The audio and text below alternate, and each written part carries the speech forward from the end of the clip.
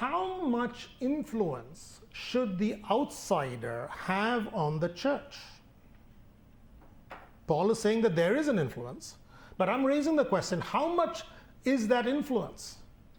What is the level of interaction that influences the church policy that the outsider can have? I thought of three situations in the interaction of the world culture in the church. And the first one is an accusation.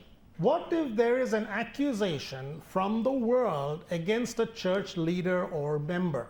This is what 1 Timothy 5 says. Verse 19 and 20, do not admit a charge against an elder except on the evidence of 2 or 3 witnesses. As for those who persist in sin, rebuke them in the presence of all, so that the rest may stand in fear.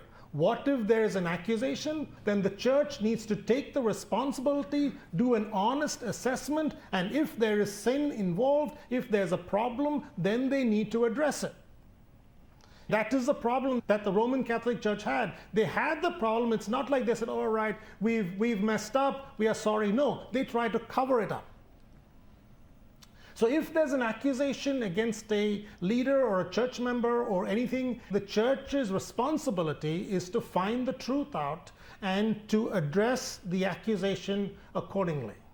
What if there's a false accusation? This verse says what to do for a false accusation. Do not admit a charge against an elder except on the evidence of 2 or 3 witnesses. What if there's a false accusation? We don't take it. We defend against the false accusation. Even though Paul said we need to have a good reputation with outsiders, that doesn't mean that they can make a false accusation against people in the church. We need to defend it and protect the church. Third, what if there's an accusation of the faith?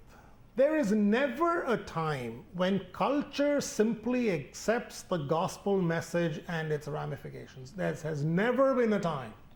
It's always the case that the culture opposes the gospel message. What does a church do if they're trying to build a good reputation with outsiders and they preach the bold truth of the gospel and that is not received well by the outsider or the world?